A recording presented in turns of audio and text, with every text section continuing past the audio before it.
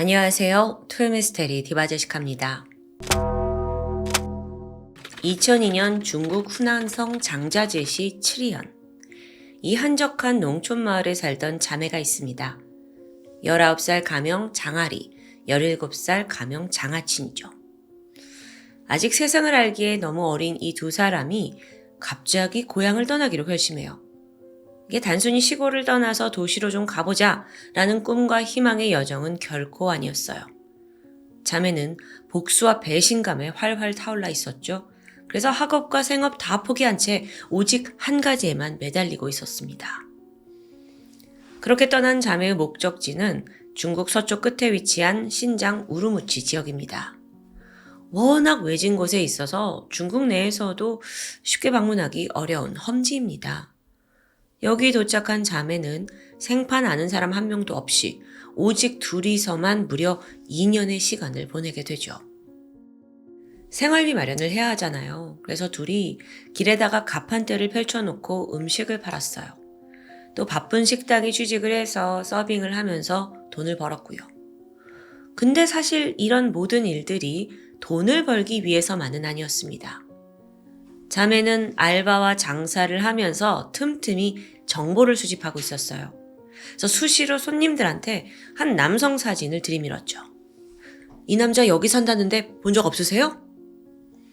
이 자매는요, 퇴근을 한 후에도 사람이 몰리는 버스 정류장 기차역에 갔고요. 오가는 사람들의 얼굴을 유심히 쳐다봅니다. 그러다가 정보를 안다는 사람이 나오면 밥도 사주고 담배도 건네면서 끈질기게 그 사진 속 남성의 행방을 쫓고 있었습니다. 이 자매의 억울한 사연을 알기 전에 1994년으로 거슬러 올라가 봅니다. 당시 언니는 11살, 동생은 9살이었어요. 자매의 아버지 장거헝은 중학교에서 영어와 체육을 가르치던 선생님이었습니다. 늘 딸들에게 공부의 중요성을 강조했어요. 많이 배우면 배울수록 너네 삶이 윤택해질 거야. 잘할 수 있지? 그런데 1994년 당시 중국의 농촌 마을에서는요. 아니 남자아이도 아니고 여자한테 무슨 교육이야. 불필요하다는 인식이 강했습니다. 하지만 교육에 종사하는 아버지 생각은 달랐죠. 그래서 어릴 때부터 딸들한테 중국어, 영어로 동화책 밤마다 읽어줬대요. 배움의 힘을 잘 알고 있었던 것 같죠. 그런 아버지가 몇 년 후에 교직을 그만두고 아내와 함께 학교 앞에서 식료품점을 열게 돼요. 근데 이게 잘 된 거예요. 그래서 마을에서 꽤 잘 사는 집이 됐죠. 동시에 아버지가 정도 많아서 집 앞에 심은 산초나무에 열매가 막 열리면 이웃들 불러가지고 나눠주곤 했습니다. 그렇게 사람 좋은 사람이었어요. 그러던 어느 날 이웃과의 관계에서 비극이 시작됩니다. 시작은 우물이었어요. 무슨 일이냐면 이 마을에서 공용으로 사용하는 우물이 하나 있는데 이웃집에 사는 장시조 가족들이 자기네 벽돌 공장과 논밭으로만 물이 흐르도록 돌을 쌓아놓고 우물을 독점하게 된 거예요. 이게 너무 말이 안 되잖아요. 그러니까 주민들도 강하게 항의를 했죠. 그런데 장시조가 안한 무인입니다. 또 체격이 좋아서 뭐라고 하면 지체 없이 폭력을 휘두르고요. 이런 부당한 상황에 아버지 장궈헝 또한 친한 지인과 함께 그들에게 맞서게 돼요. 그러던 1994년 7월 2일 아침이었죠. 그날 아버지는 큰 맘을 먹고 그 옆집 장시전애가 놓아둔 돌을 다 치워버립니다. 이게 마을을 위해 옳은 일이었어요. 자, 그러자 장시저가 노발대발했고요. 돼지 잡는 큰 칼을 들고 달려옵니다. 두 사람 사이에 말다툼이 벌어졌어요. 그러다가 아버지가 아니 이 우물이 당신들 거야? 왜 물을 독점해? 우리 다 죽이려고 그래. 근데 장시주한테 이런 말이 아무 소용이 없는 거예요. 그냥 네가 감히 어디 이걸 건드냐 하면서 죽일 듯한 기세로 아버지에게 달려들었고 결국 그 칼로 아버지의 팔을 베게 됩니다. 너무 놀랬죠. 그래서 이 아버지가 마침 다른 손에 들고 있던 괭이가 있었거든요. 이 괭이를 휘두르면서 저항을 하려고 했는데 이때 갑자기 나타난 사람이 있습니다. 바로 장시조의 아내예요. 아내까지 합세해서 괭이를 뺏으려고 달려들었죠. 이런 과정에서 아버지는 눈을 찔리게 돼요. 자, 지금 한쪽 팔, 그리고 눈, 막 피가 줄줄 흐르고 있는 상황입니다. 그런데 또 마침 이때 장쉬저의 아들 16살 장페이바오가 집 밖으로 막 뛰쳐나옵니다. 손에는 칼이 들려 있어요. 이 틈에 이제 다친 아버지는요, 일단 도주를 해야겠다 싶었어요. 그래서 막 가려는데 그 앞을 아들 장페이바오가 막아섭니다. 얘가 16살이고 당시에 키가 150cm밖에 되지 않은 소년이에요. 그래서 아버지가 별로 경계하지 않았지만 그게 오산이었죠. 소년은 주저없이 칼을 휘둘더니 이번엔 아버지의 다른 쪽 팔에 칼이 꽂혔습니다.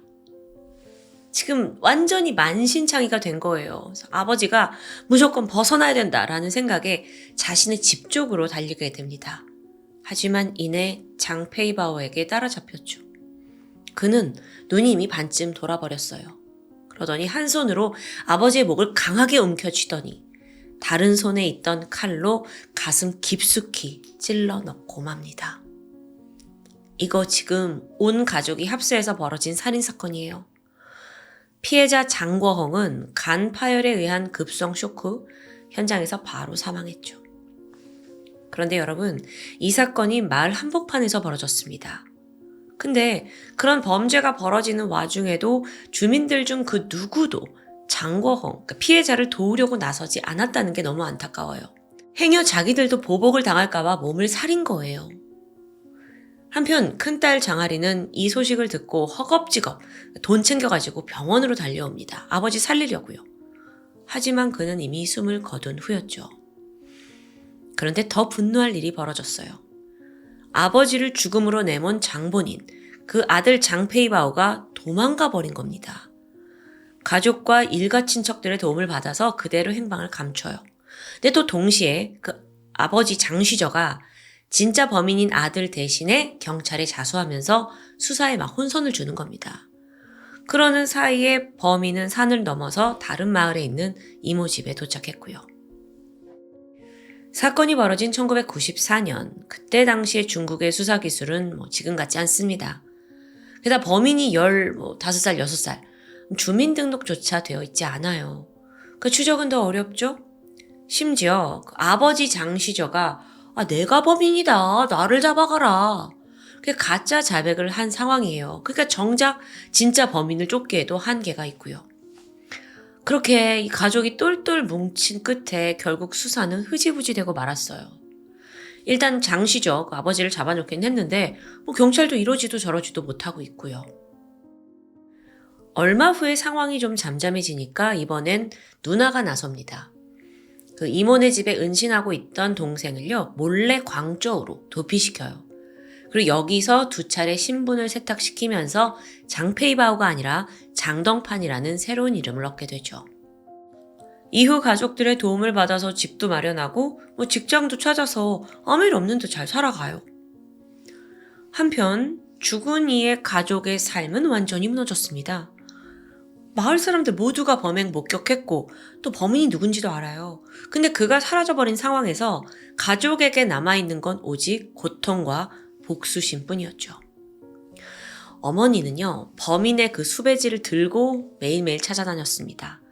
그리고 닮은 사람을 봤다라는 소식이 들리면 자매 데리고 무작정 그곳으로 갔어요. 그래서 한 번은 숙소에다가 그냥 애들만 혼자 두고는 얘들아, 이 빵 먹고 기다리고 있어. 엄마 금방 올 테니까 절대 나가지 말고. 그리고 홀로 길거리로 나가서 밤 늦게까지 범인을 추적하곤 했습니다. 그렇게 보낸 시간이 무려 2년이에요. 이건 후난성 거의 전 지역을 뒤졌다고 해도 과언이 아닌데 안타깝게도 범인은 발견되지 않았죠. 그러다 1996년 자매에게 또 다른 비극이 닥쳐옵니다.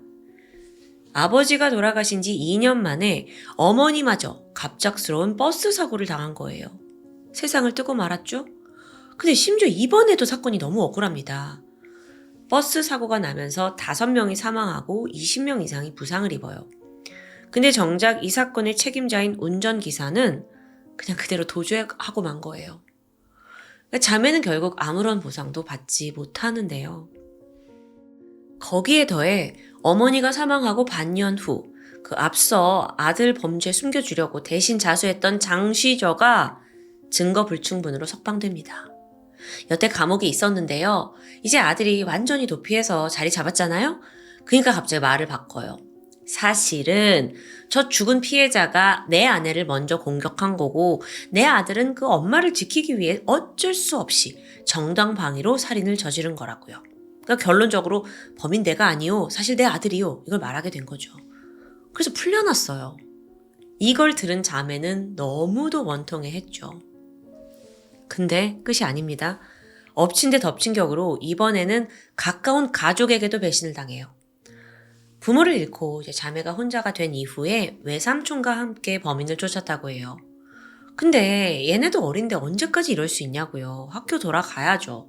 또 생전에 부모님이 교육을 그렇게 중요시 여겼는데. 그래서 잠시 추적을 멈추고 학교에 돌아갑니다.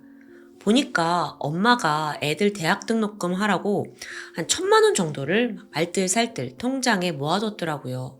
근데 어머니 돌아가시고 나서 자매는 이 가족에서 유일하게 믿을 수 있었던 외삼촌에게 통장을 맡기게 돼요.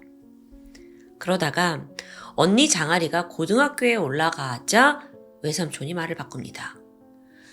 내가 니들의 유일한 혈육이라 맡고 있긴 한데 경제 사정이 좋지 않으니까 니들 중에 한 명만 대학에 보내줄 수 있다는 거예요. 그래서 이때 언니가 그러면 동생이 대학을 갔으면 좋겠습니다 하고 포기를 하고 자기는 직장에 취직을 해서 돈을 벌기 시작했죠. 그러다 시간이 지나 2002년 동생 장아친이 17살이 됐거든요. 근데 외삼촌이 또 말을 바꿔요. 야, 내가 니들 먹여 살리느라 돈 다 썼어. 대학 등록금이 어디냐? 급기야 자매를 집에서 쫓아버렸죠. 그렇게 자매는 가족도 돈도 모든 것을 잃게 됩니다. 그 배신감에 막 좌절했고요.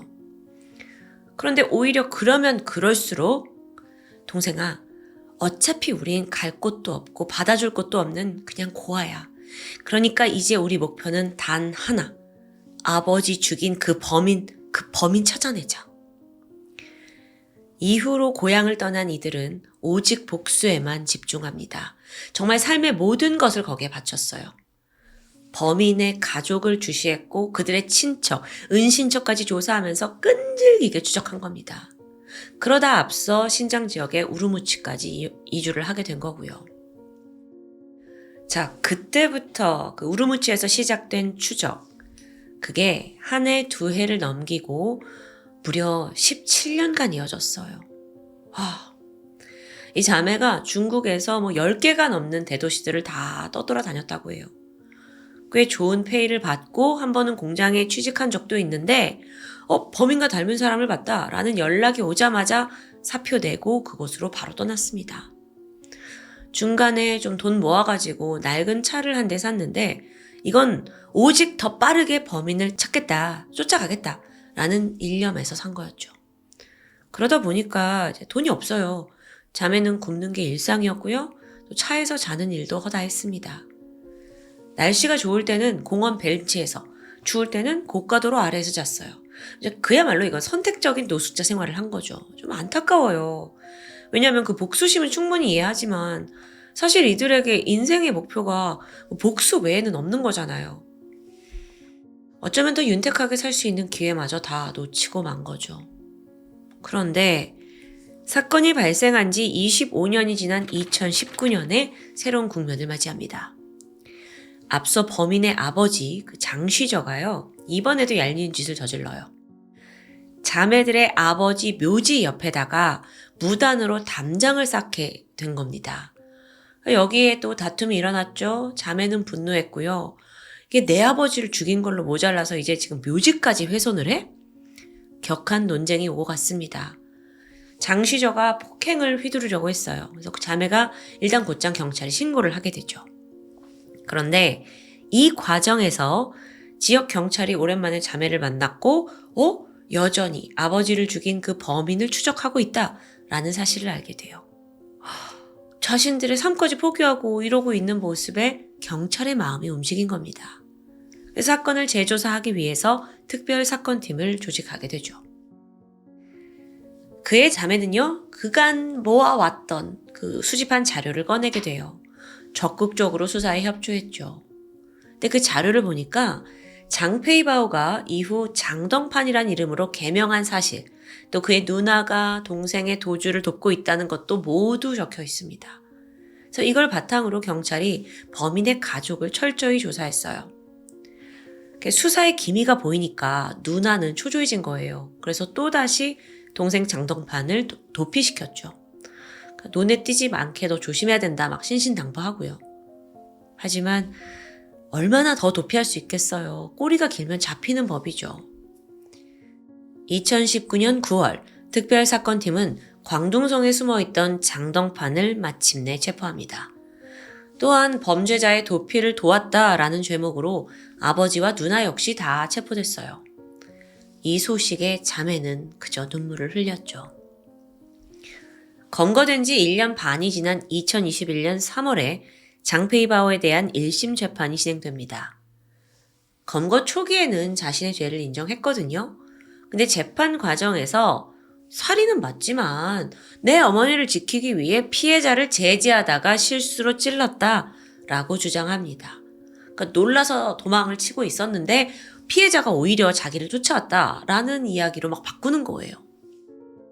여기에 검찰이 미소를 지었죠. 왜냐하면 애초에 이게 말이 되지 않거든요. 당시 피해자는 이 아들을 맞닥뜨리기 이전에 이미 아버지에게 칼 맞았고 어머니에게 눈 다쳤어요. 중상의 상태였잖아요.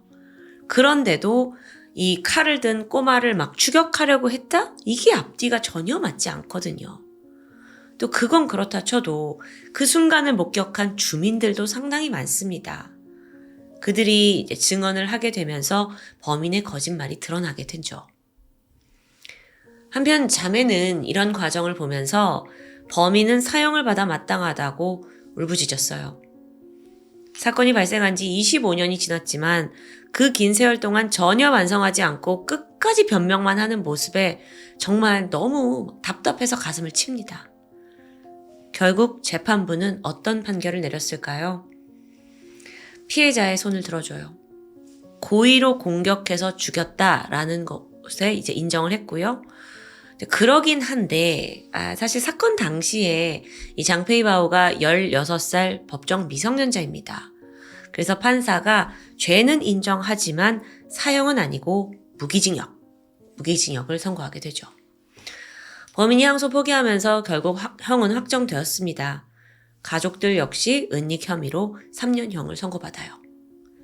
그렇게 자매의 복수는 피를 보지 않고 정의롭게 잘 마무리되는 듯 합니다. 하지만 자매들이 여기서 멈추지 않았어요. 이 사건과 관련된 사람들을 다 끄집어내는 거예요. 거기에 지난 25년 세월까지 보상을 받아냈죠. 먼저 범인이 도피할 수 있게 그 신분 세탁 도와준 공무원들, 얘네도 문제라는 거예요. 그래서 2억 원대의 민사소송을 제기했죠. 거기에는 사망보상금, 위자료, 정신적 피해보상 뿐만 아니라 범인을 추적하면서 사용한 교통비, 숙박비도 포함되어 있습니다. 맞아요. 이게 맞아요. 인생이 다 거기에 허비됐으니까요. 하지만 법적으로 인정을 받긴 힘들었어요. 결국 자매는 피해자 아버지의 그 장례 비용에 대해서만 한화 700만 원을 보상받게 됩니다. 그렇게 모든 게 정리된 후 자매는 아버지의 무덤을 찾았습니다. 그 앞에 꿇어 앉아서 한참 동안 눈물을 흘렸죠. 그들에게 아버지는 삶의 스승이자 유일한 버팀목이었습니다. 그가 살아 있었다면 자매의 삶은 완전히 달라졌을 거예요. 학업도 잘 마치고 직업도 가지고 좋은 남자 만나서 결혼해서 아이도 낳고 행복한 삶이었을 텐데요. 그 모든 게 한순간에 무너졌죠. 게다가 물론 정당한 복수에 대한 목표 하나로 범인을 법정에 세우는 거에는 성공했지만 그래도 잃어버린 세월과 그 망가진 삶은 결코 되돌릴 수 없다는 게 씁쓸한 현실이었습니다. 지금까지 토요미스테리 디바제시카입니다. 안녕하세요. 토요미스테리 디바제시카입니다. 사랑에는 국경도 나이도 없다는 말 많이 들어보셨죠? 그런데 그 나이 차이가 무려 40살이라면요? 그것도 순수한 사랑일까요? 오늘은 평범한 사람이라면 상상조차 하기 힘든 한 러브스토리에 관한 것입니다. 먼저 사진 속 이 여성은 1996년 대만에서 태어난 임정은. 위로는 2살 차이 나는 언니가 있습니다. 그런데 이 둘째, 막내죠. 임정은이 태어날 무렵부터 부모님이 사이가 좋지 않아서 별거를 시작해요.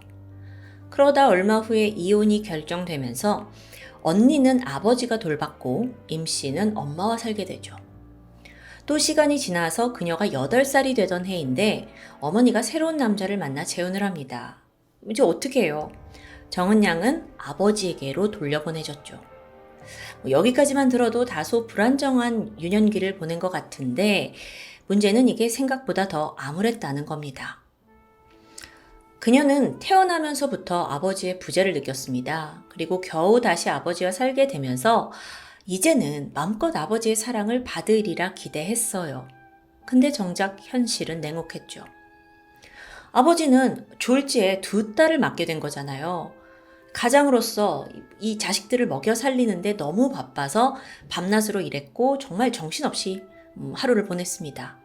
그러다 보니 딸들 얼굴 보기도 힘들어요. 아니 그런데 거기까진 이해해. 근데 설상가상 애들이 조금만 말을 안 들으면 화를 참지 못하고 손찌검을 하기 일쑤입니다. 결국 참다 못한 정은 양은 초등학교 5학년이 되던 때에 이 폭력에 못 이겨서 극단적 선택을 할 만한 그런 소동을 일으키게 됩니다. 그러니까 더 이상 아버지와 같이 살 수가 없어요. 집을 나가겠다 뭐 하겠다. 결국 정은 양은 외할머니 집으로 옮겨졌죠. 그러다가 또다시 아버지에게 돌아옵니다. 그때가 중학교 1학년씩이었어요. 그러니까 외할머니가 더 이상 돌보기 힘든 거죠. 부녀 관계는 여전히 최악. 아버지는 폭력성이 더 심해졌던 것 같아요. 정은 양을 벨트로 때리면서 너무도 포악하게 대했고 그녀는 날이 갈수록 우울증을 겪으면서 또 수면제를 복용합니다. 또다시 극단적인 선택을 시도했고요. 상황이 이렇다 보니 정은 양은 점점 엇나갔어요. 중학생 때부터 술과 담배 즐기면서 가출 밥 먹듯이 했던 겁니다. 아이를 좀 바로잡아줄 어른이 너무 필요해 보이는데요. 이런 딸을 걱정하던 아버지가 어느 날 자신의 친구인 리쿤청에게 과외를 부탁하게 됩니다. 리쿤청, 그는 대만에서 유명한 사람입니다. 1956년생 작곡가인데 대만에서 국민가요라고 불릴 만한 여러 노래들을 탄생시켰어요. 대만 연예계에서는 그야말로 역사의 한 획을 그은 인물이라고도 불리죠. 하지만 오랜 기간 이런 아티스트, 예술가로 살아서인지 50대 중년의 나이에도 불구하고 그는 특유의 자유분방함과 좀 천진난만한 면을 가지고 있었다고 합니다. 정은 양의 아버지 또한 그런 리 씨의 태도가 딸이 지금 굉장히 반항기가 심하잖아요. 그걸 잠재우는데 도움이 될 거라고 생각했어요. 그래서 딸의 음악 선생님이 되어달라고 도움을 청한 거죠. 그렇게 정은 양이 17살이 되던 해 두 사람은 처음 만났습니다. 아버지의 예상은 적중했습니다. 리쿤청을 만난 후에 정은 양이 눈에 띄게 밝아진 거예요. 밖으로 떠도는 횟수도 줄었고 또 표정 속의 암울함도 사라졌고요. 아버지는 이런 딸을 보면서 굉장히 만족했죠. 하지만 시간이 갈수록 어딘가 묘한 느낌을 받습니다. 단순히 음악 선생과 제자라기에 이 딸 정은 양과 자기 친구 리쿤청이 너무 친밀한 모습을 보였기 때문이에요. 예를 들어서 하루에도 둘이서 수십 번씩 문자와 통화를 주고받아요. 이때 딸이 이 막 문자 기다리고 받으면 좋아합니다. 이게 맞아? 어딘가 좀 낯설었죠. 하지만 아버지는 아닐 거야 하면서 애써 불안을 억눌렀는데요. 자, 당시 리쿤청에게는 이미 성인이 된 아들이 있었고요. 또 거기에 20살이나 어린 여자친구도 사귀고 있었어요. 그런 양반이 이제 막 고등학교에 입학한 친구 딸에게 흑심을 품는다? 이건 도저히 말이 안 됐던 겁니다. 무엇보다도 둘의 나이 차이는 40살이었고요. 하지만 그로부터 몇 달 후 그야말로 믿는 도끼에 발등 찍히는 사건이 벌어지죠. 2012년 당시 리쿤청은 중국 여행을 떠났는데 그러다가 불의의 교통사고를 당하게 돼요. 이 때문에 며칠간 정은 양과 연락이 두절되어 버렸죠. 그 전에는 맨날 문자하고 통화하다가요. 우여곡절 끝에 리쿤청이 무사히 대만으로 돌아왔고 정은양을 만나는데 이때 그녀는 리쿤청한테 달려가서 그를 와락 붙잡고 눈물을 쏟아냅니다. 이때 하는 말이 2번 다시 연락이 되지 않으면 내가 용서하지 않을 거야 라는 말이었어요. 근데 여기서 리쿤청 또한 그래 나는 너를 평생 떠나지 않아 하고 둘이서 부둥켜 안고 우는 거예요. 이거 너무 선을 넘었잖아요. 아버지가 이걸 목격합니다. 그는 큰 충격에 휩싸였죠. 내 불안이 맞는 것 같았으니까요. 그리고 머지않아 이 소식은 연예계를 관통합니다. 워낙 리쿤청이 유명인인 데다가 40살 차이 나는 친구 딸과 특별한 관계라더라. 이건 대중의 눈과 귀를 빠르게 사로잡았습니다. 즉각 비난이 쏟아졌죠. 그러면서 여기에 리쿤청의 이혼 경력이 재조명받기 시작합니다. 사실 그는 굉장히 어린 나이 때부터 예술가로서 큰 주목을 받아왔습니다. 그렇다 보니 인기도 있고 돈도 있고 또 이성에게도 인기가 많았죠. 23살이 되던 해에 리쿤청이 첫 결혼을 하는데요. 이때 2명의 아들을 얻게 됩니다. 하지만 얼마 안 가서 그가 여고생과 바람을 피우는 게 발각되면서 이혼을 당하게 돼요. 이때도 구설수에 올랐습니다. 근데 이후로 그는 정말 많은 여성들과 끊임없이 교제를 해온 게 밝혀집니다. 그러다가 이제 나이가 먹어서 50대가 됐죠. 근데 상대가 친구의 딸 정은양. 나이 차이도 문제인데요. 정은양이 미성년자였어요. 경악스럽죠. 모든 걸 알게 된 정은양의 아버지는 펄쩍 뛰면서 이 관계 절대 인정할 수 없다고 소리칩니다. 그리곤 가정파탄 유괴죄로 리쿤청을 고소해요. 자, 이거 법적인 싸움이 될 뻔했는데 정작 이때 정은양이 나서서 적극적으로 이 남자 리쿤청을 변호합니다. 그런 게 아니라고, 유괴 아니라고, 이건 사랑이었다고요. 리쿤청은 결국 불기소 처분을 받았고 이 일로 정은양은 아버지뿐만 아니라 모든 가족에게서 외면을 당할 수밖에 없었죠. 그렇다면 이쯤에서 그 리쿤청의 변명을 좀 들어볼까요? 그는 정은양의 불우한 어린 시절로 어필을 했습니다. 그러니까 워낙 사랑을 못 받고 자랐지 않냐. 게다가 예전부터 가족들로부터 따돌림을 당했다고 말하는 거예요. 그래서 어쩔 수 없이 나쁜 길로 빠졌다고요. 근데 자신이 만나서 이야기를 들어보고 시간을 가져보니 애가 그렇게 나쁜 애가 아니고 단지 성격이 좀 자유분방할 뿐이다. 근데 그게 또 마침 나랑 너무 비슷하기 때문에 나는 여성으로서 호감을 느꼈다고 설명합니다. 둘이 영화도 보고 식사도 하면서 마침내 그녀의 마음까지 확인했다는데요. 이 이야기 끝에 리쿤청이 또 당당하게 말해요. 맞아요. 나는 어린 여자를 좋아합니다. 그 이유가요. 어린 여자는 단순하고 좀 순수해서 저랑 친해지기 쉽기 때문이죠. 아니, 남자로서 어린 여자를 좋아하는 건 이해하지만 이 정도로 어린 건 좀 아니지 않아요? 근데 리쿤청이 너무 당당한 겁니다. 그는 자신의 SNS에다가 정은양과 함께 보내는 데이트 사진을 공개합니다. 와, 진짜 한국에서 이런 일이 벌어졌다면 정말 난리 났을 거예요. 물론 대만에서도 마찬가지였고요. 비난하는 악플이 마구마구 쏟아졌죠. 애 데리고 뭐하냐고요. 정은양의 아버지 역시 이 만남을 강력히 반대하면서 어쩔 때는 딸을 그냥 방에 가둬두기까지 했어요. 하지만 정은양은 크게 반발하면서 나는 리쿤청과 결혼할 거다 라고 공개 선언을 해버립니다. 그렇게 2013년 모두의 반대 속에서 세기의 공개 연애가 시작됩니다. 둘은 행복할지 모르지만 날이 갈수록 세간에는 루머가 증폭됐어요. 예를 들어서 사실 정은양이 임신을 했다더라. 혹은 그 리쿤청이가 처음에는 그 정은양의 언니를 노리고 접근했다가 그게 안 되니까 걔랑 사귄 거다 하더라. 이런 이야기 등등이요. 온갖 비난과 음모 속에 리쿤청 이미지 곤두박질 쳤죠. 지인들은 모두 그를 손절했고요.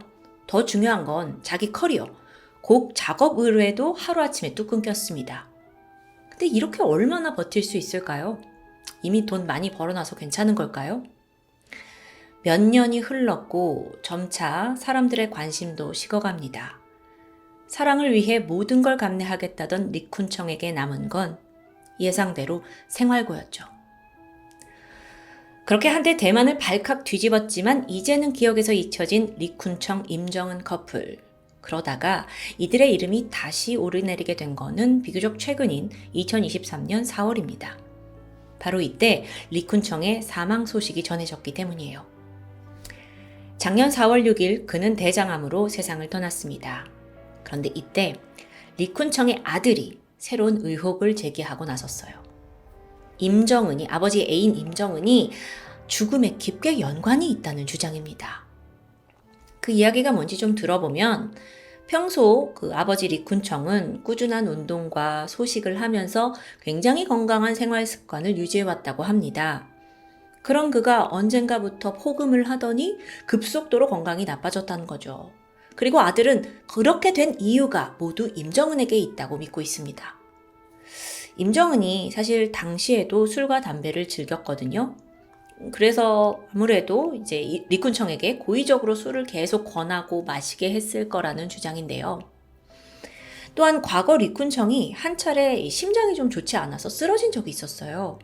근데 이때 임정은이 당신 꾀병 아니야? 하고 비아냥거렸고 응급조치를 제대로 하지 않았다고 합니다. 아들 입장에선 이런 행동이 모두 리쿤청의 재산을 노린, 그러니까 리쿤청이 죽기를 바라는 어떤 행동이라고 의심할 수밖에 없는 거죠. 실제로요, 둘은 이 공개 연애를 하면서도 서류상 결혼을 한 건 아니었거든요. 근데 리쿤청이 건강했을 때, 정정했을 때는 가만히 있다가 병원에 입원하고 나서 좀 정신이 혼미해지자 임정은이 부랴부랴 혼인신고를 했더라고요. 근데 정작 리쿤청이 사망하고 나서 임정은은 장례식에조차 참석하지 않았습니다. 그러니까 아들로서는 그녀의 저희가 너무 수상했던 거예요. 이렇듯 이 문제의 커플이 또다시 입방아에 오르게 되자 이번엔 임정은이 자신의 SNS를 통해 아들의 주장을 조목조목 반박합니다. 우선 뭐라고 하냐면 저는 리쿤청의 재산에 관심이 없어요.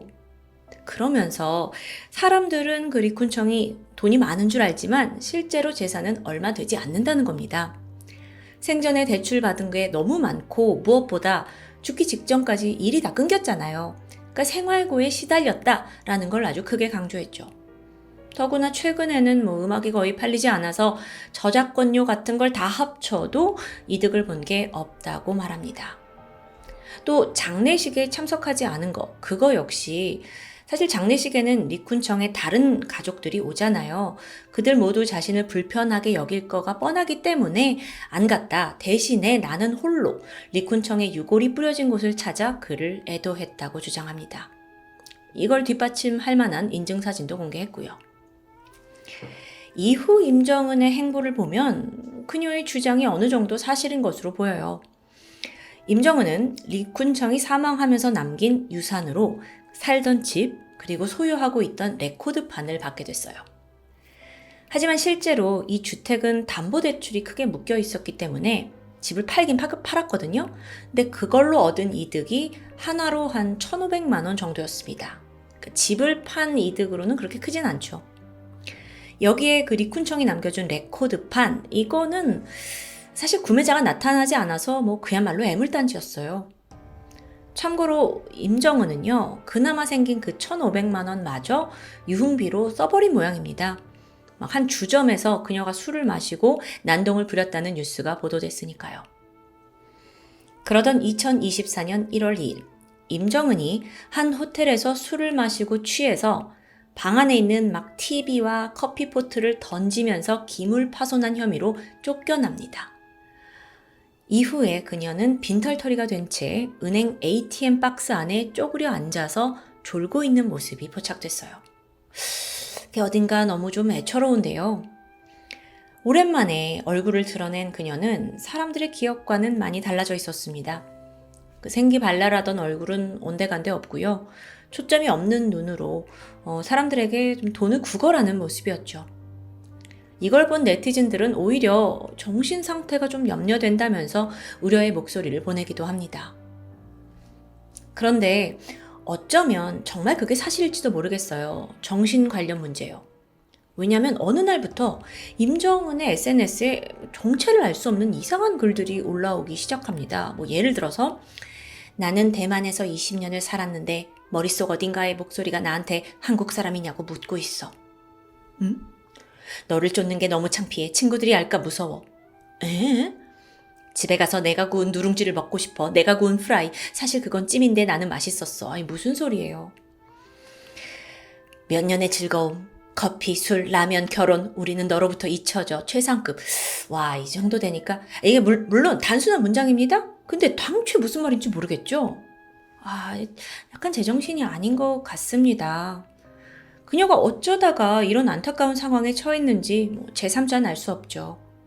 하지만 확실한 건 40살의 나이 차이를 극복한 그 러브 스토리가 결코 해피엔딩이 되지 않았다는 점입니다. 오히려 그녀에겐, 아니 둘 다에겐 비극의 시작이 아니었을까요? 리쿤청이야 어린 여성을 탐한 변태라고 칠게요. 하지만 임정은은 어쩌다 그에게 빠져든 걸까요? 일각에서는 그녀가 유년기에 부모님의 사랑을 충분히 받지 못하다 보니까 애정결핍의 문제가 있었을 거다라고 추측합니다. 방황을 하던 시기, 뭔가 자신을 잘 이해해주는 어른을 만났고 그 사람이 누구든지 간에 그게 이제 사랑이라고 믿게 된 거죠. 임정은은 실제로도 인간관계가 굉장히 서툴렀다고 해요. 그래서 친구나 학급 동료들을 잘 사귀지 못했는데요. 그러다가 어느 순간 내 인생에 나를 이해해줄 리쿤청이 나타나면서 정말 소용돌이처럼 빠져든 거죠. 그런 그녀에게 가족이나 친구들, 대중의 비난 전혀 개의치 않았을 겁니다. 미성숙한 사춘기 소녀였으니까 그럴 수 있어요. 하지만 그보다 40살이나 많은 리쿤천, 당신은 그러면 안 되죠. 대만에선 이들의 관계를 두고 여전히 의견이 분분합니다. 나이 차이를 뛰어넘은 세기의 사랑이 아니냐라는 의견과 함께 추악한 욕망과 가스라이팅의 결말이다 라는 의견까지. 여러분의 생각은 어떠신가요? 지금까지 토요미스테리 디바제시카였습니다.